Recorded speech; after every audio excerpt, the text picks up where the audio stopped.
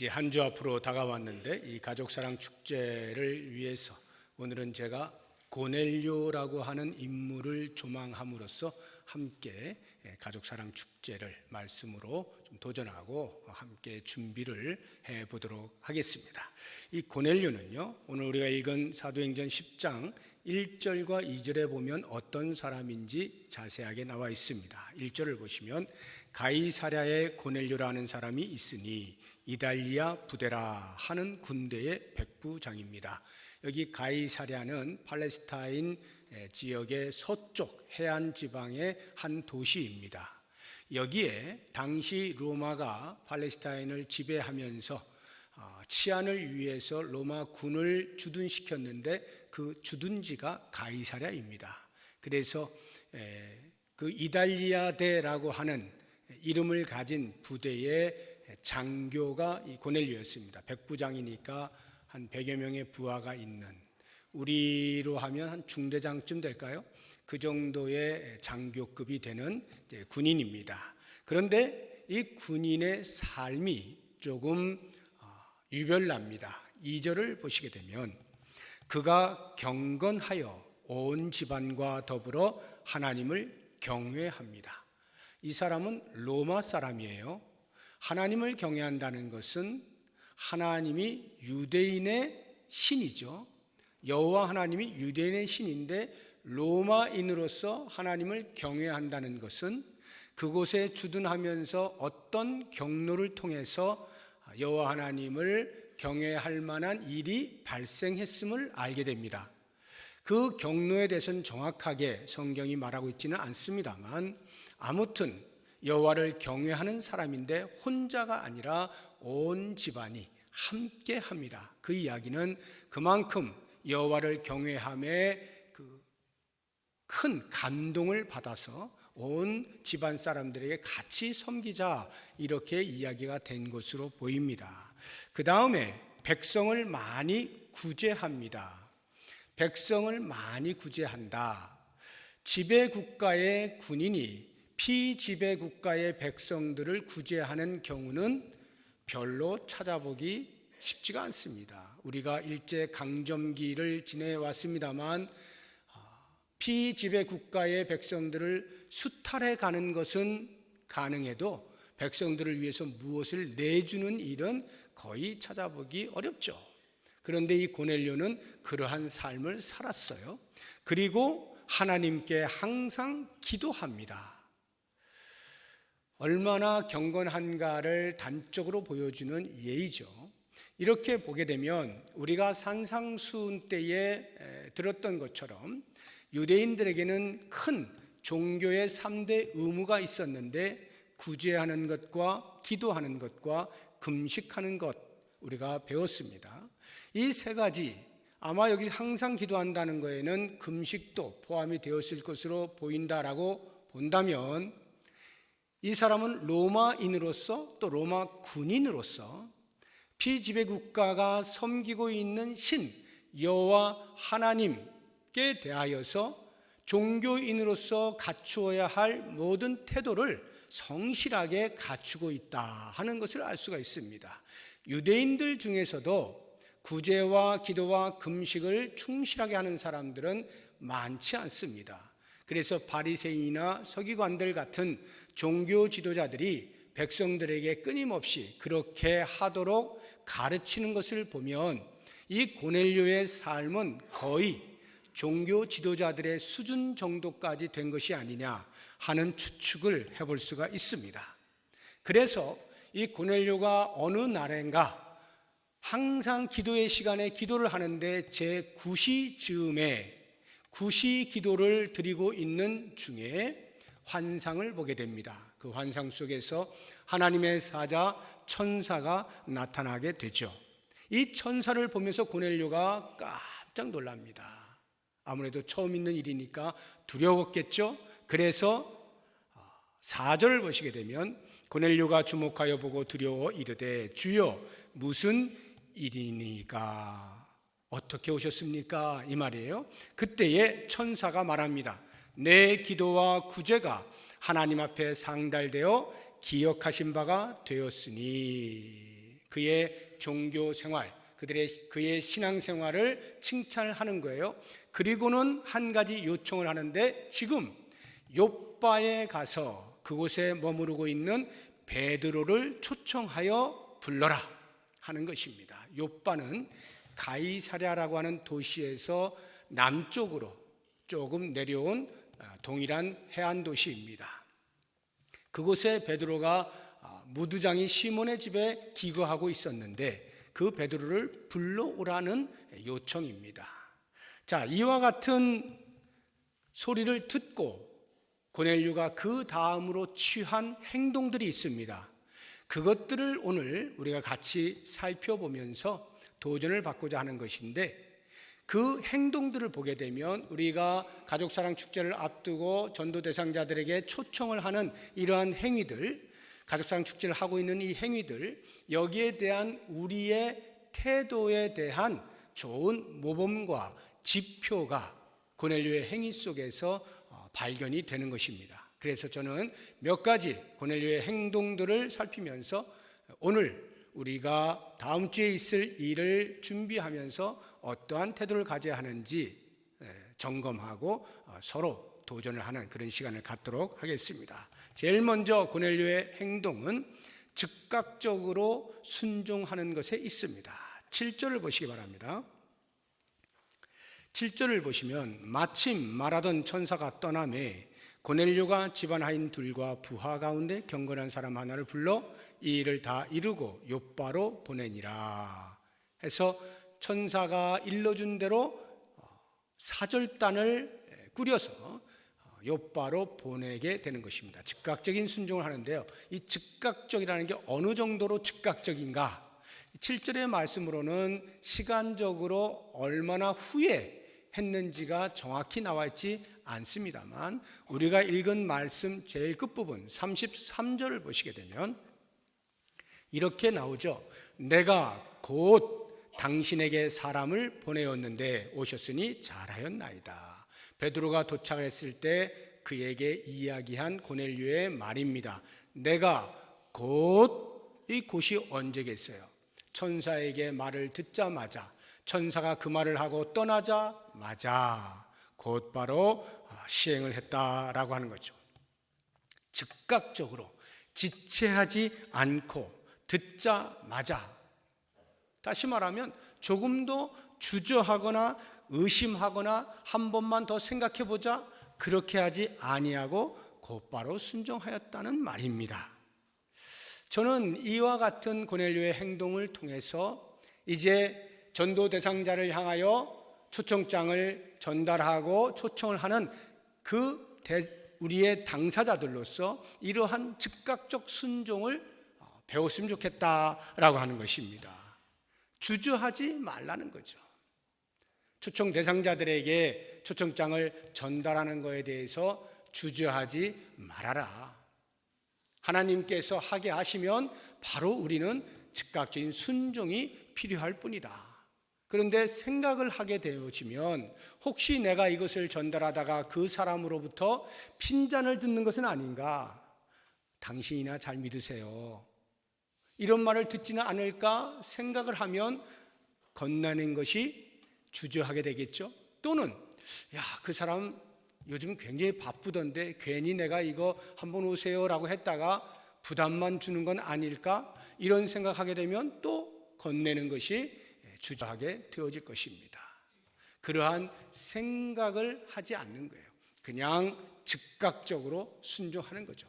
하나님께서 이번 가족사랑 축제를 통해서 한 영혼을 주께로 돌아오게 하는 일에 간절히 기다리신다, 그래서 우리에게 초청하라고 요청하신다 라고 하면 그 부분에 대하여 즉각적으로 순종하는 것이 필요한 것입니다.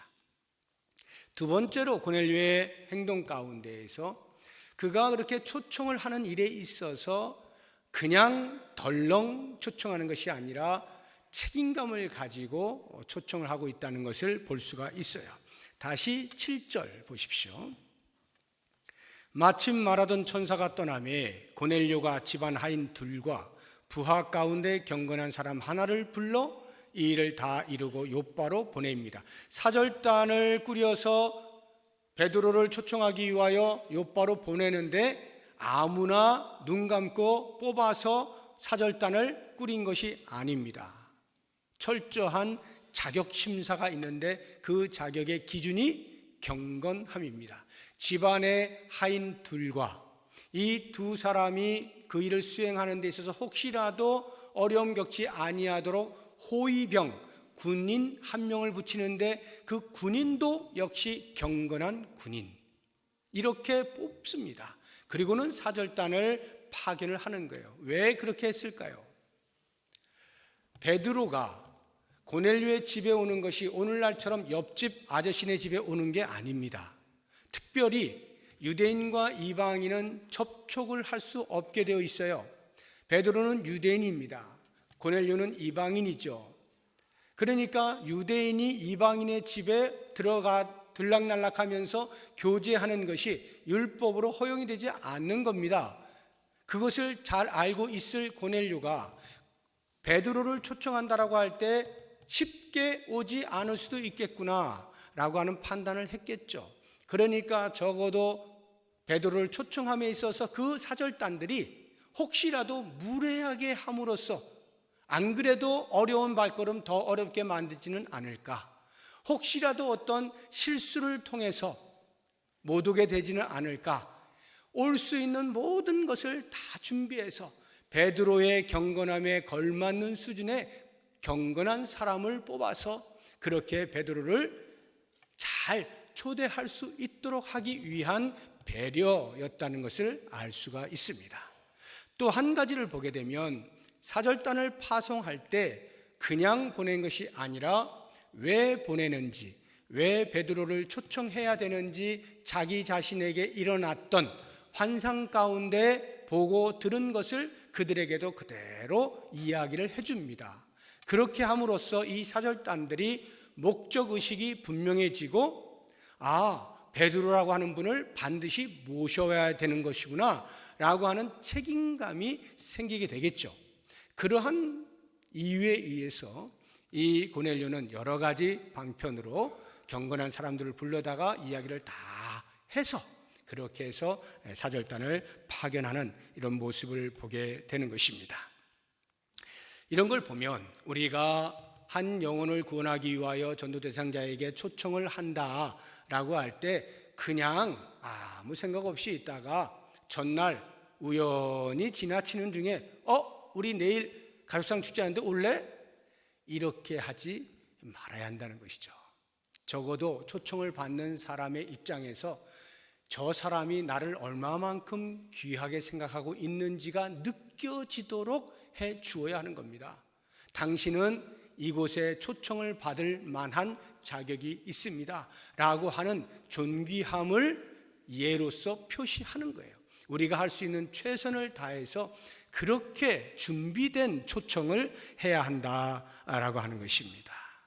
대충 전달하지 말고 마음을 다해서 진실하게 초청을 하게 되면 그 태도 속에서 이미 사람의 마음은 많이 녹아지는 겁니다. 그렇게 초대를 하셔라 하는 것이고요. 그 다음 고넬료의 태도를 우리가 보게 되어지면 베드로가 올까 안 올까에 대한 결과에 대해서는 고넬료가 할 수 있는 일이 없죠. 그러니까 그것은 그냥 놔두는 겁니다. 그리고 대신에 그가 할 수 있는 일을 하게 되는데요. 그것이 24절에 나옵니다. 24절 보시죠. 이튿날 가이사랴에 들어가니 고넬료가 그의 친척과 가까운 친구들을 모아 기다리고 있습니다. 누구를 기다려요? 베드로를 기다리는 거죠. 고넬료는 사절단을 파견했습니다만 오고 안 오고는 사절단에 달려있는 게 아니라 베드로의 마음에 달려있죠. 그것은 고넬료가 어떻게 할 수 있는 게 아닙니다. 로마 군인이라고 하는 지위를 통해서 강제로 압송을 시키면 모를까? 그런 경우가 아니라 초청을 하는 것이라고 하면 초청받는 사람이 결정을 하는 거죠.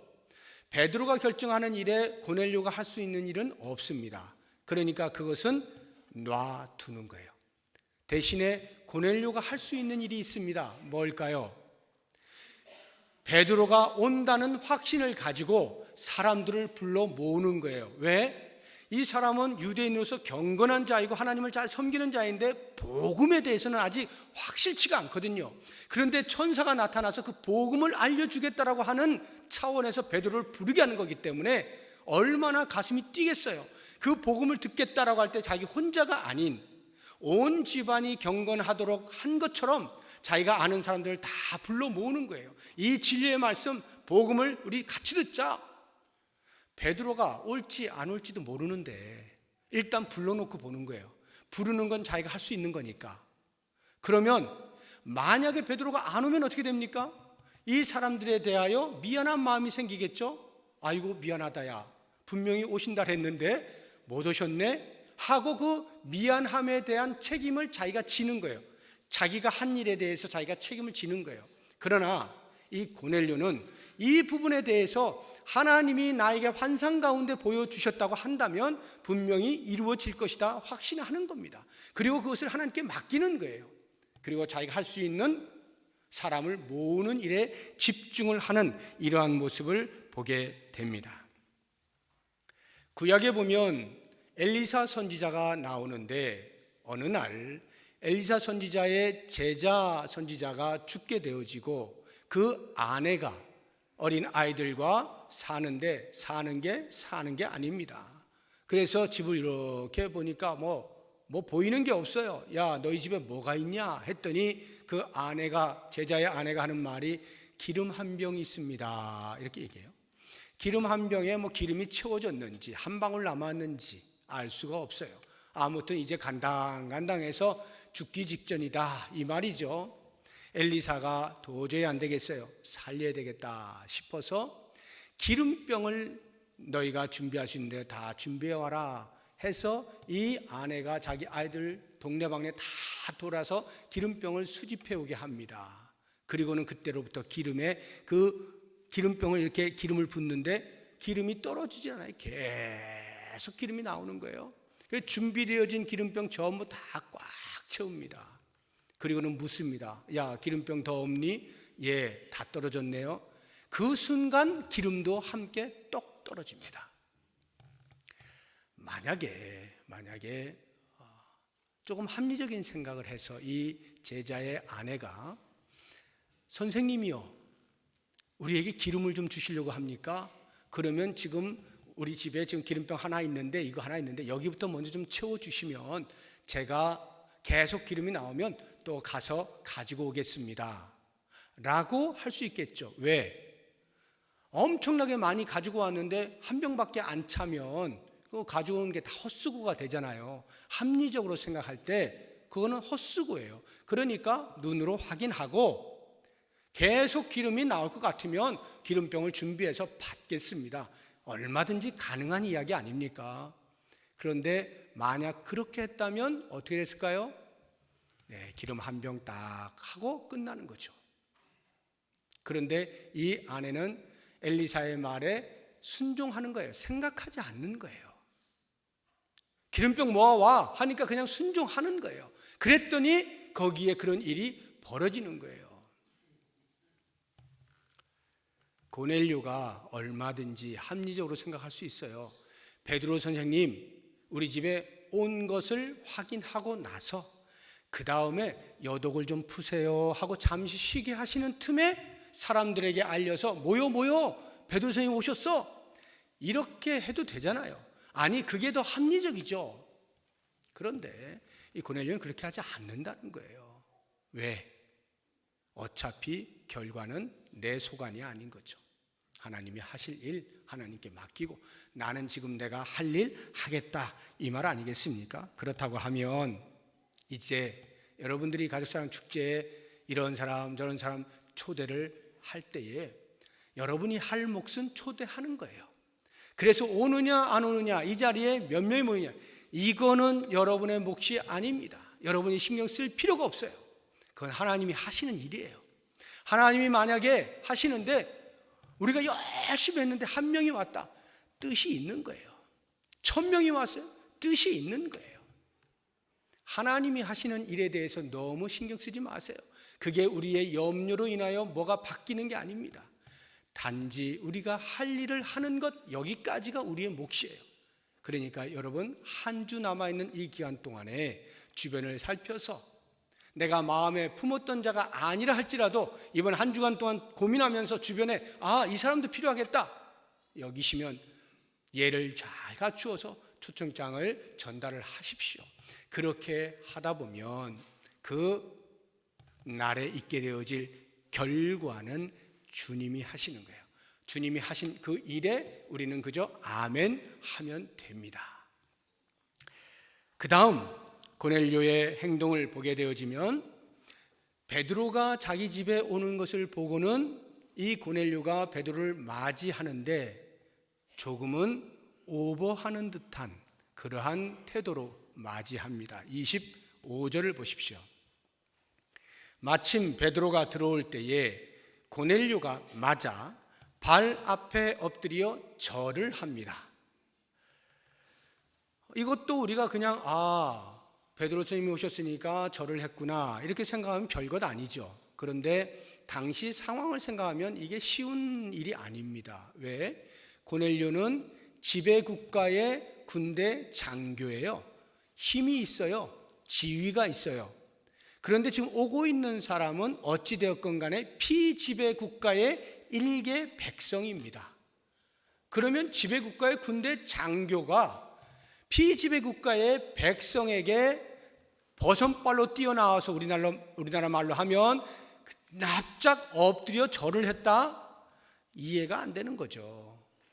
반대가 돼야 되는 거 아닙니까? 반대. 그렇게 반대가 되는 게 우리의 눈에는 정상인 거예요. 그런데 오히려 지위가 있는 사람이 지위가 없는 사람에게 나아가서 무릎을 조아리고 납작 엎드려 절을 했다라고 하는 것은 고넬료가 자신의 모든 지위를 다 내려놓았다. 즉 자존심을 다 내려놓고 베드로를 맞이했다라고 하는 것을 알 수가 있는 것입니다. 마치 베드로를 맞이하는데 하나님이 오신 것처럼 여기면서 맞이하고 있는 거예요. 참 어려운 일입니다.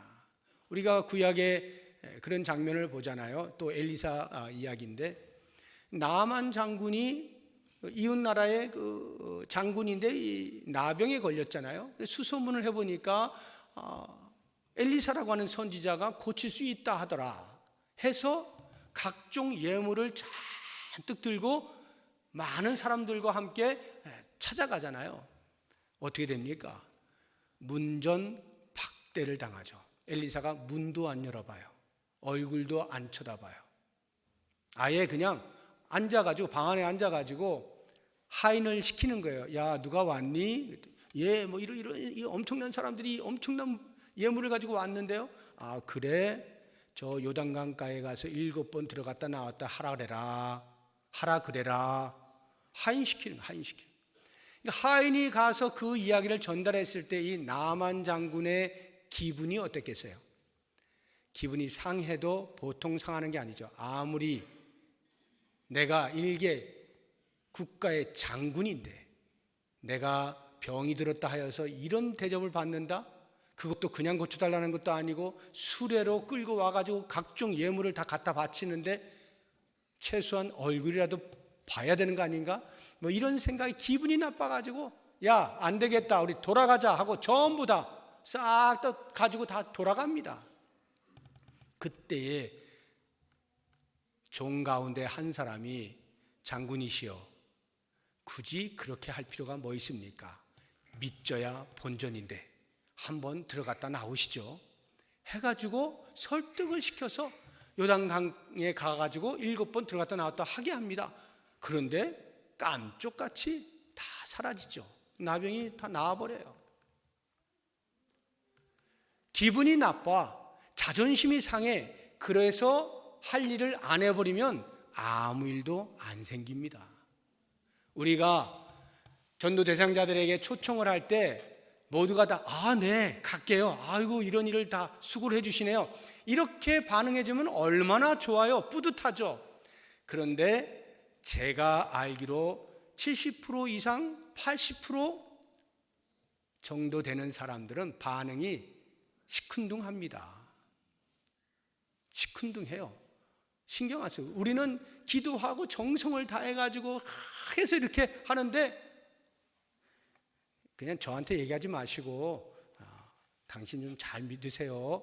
이렇게 이야기하면 이게 나조차고 하는 것도 아니고 당신 살리자고 당신 천국 가게 하겠다고 내가 이거 하고 있는데 얼마나 기분이 나빠요. 자존심이 상하잖아요. 내가 사회적 지위로 하자고 하면 당신에게 그런 말 할 필요도 없는 사람이야. 이런 생각도 들고 말이죠. 자존심이 상하면 아무 일도 안 일어나요. 그래서 그런 반응이 시큰둥할 때 또는 핀잔을 듣게 되어질 때 심지어는 조롱을 받게 되어질 때 무시를 당할 때 참으십시오. 참고 그 영혼을 생각하시는 거예요. 하나님께서 얼마만큼 그 영혼을 기다리고 계실까 라고 하는 것을 깊이 마음과 마음으로 동하면서 다시 한번 시도하고 또 한번 시도하고 이렇게 자존심을 내려놓고 할 때 한 영혼이 주께로 돌아올 수 있게 되어진다라고 하는 것입니다. 마지막으로 이 고넬료의 행동 속에서 우리가 모범을 보고자 하는 것은 베드로가 왔을 때 그 베드로의 입에서 나올 말에 대한 기대감으로 충만해 있는 이 고넬료를 보게 됩니다. 33절을 보십시오. 내가 곧 당신에게 사람을 보내었는데 오셨으니 잘하였나이다. 이제 우리는 주께서 당신에게 명하신 모든 것을 듣고자 하여 다 하나님 앞에 있나이다. 자기들이 있는 것은 베드로 앞에 있잖아요. 베드로 앞에 있는데 하나님 앞에 있다는 거예요. 무슨 말이에요? 베드로가 입을 열어서 말하는 것은 전부 하나님의 말씀일 것이다 라는 것 아니겠습니까? 그러니까 하나님이 지금 나에게 이야기하시는 그러한 심정으로 듣겠다라고 하는 거죠. 하나님을 평소에 경외하는 자가 하나님으로부터 환상 속에서 무엇인가 더 중요한 메시지를 전달하겠다고 베드로를 초청하라고 했을 때 그 기대감, 이것으로 충만하여서 실제로 베드로가 왔을 때 마치 이제부터 하나님께서 말씀하시는 것처럼 내가 들을 테니까 말씀하십시오 라고 하는 거예요. 얼마나 훌륭한 모습입니까? 저는 이번 가족사랑 축제 때 여러분들이 전도 대상자들을 같이 모시고 와요. 그러면 모두가 함께 그런 마음가짐으로 이 자리에 앉아서 예배드리며 말씀을 경청하게 된다고 하면 하나님께서 당신이 찾고자 하는 자들을 향하여서 꼭 필요한 메시지를 종을 통해서 전달하지 않겠습니까? 그랬을 때 마음으로부터 기대를 가지고 그 말씀을 받아들이는 사람에게는 은혜가 폭포수와 같이 쏟아지는 역사를 보게 될 것이고요. 아무 감정 없이 그냥 사람이 하는 이야기로 한 시간 때우고 그냥 가겠다 이런 마음 가지고 앉아있으면 아무런 일도 안 일어나는 거예요. 똑같이 하나님의 말씀이 선포되고 있는데 누구에게는 아무런 반응도 없어지고 누구에게는 폭포수와 같은 은혜가 넘치게 되는 거죠. 원하기는 우리가 먼저 고넬료와 같은 이러한 자세로 하나님의 말씀을 사모하면서 이제 다음 주에 있게 되어질 이 가족사랑 축제에 하나님이 어떤 말씀을 주실 것인가 기대감을 가지시고 나오시면 여러분들이 초대하여 함께 나온 그들도 우리의 모습을 보면서 이게 그냥 대충 앉아서 들을 일이 아니구나, 심상치 않네, 긴장하면서 마음을 열고 들을 수가 있게 돼요. 그때 하나님이 만지시는 거죠. 그 마음을 만지시는 거예요.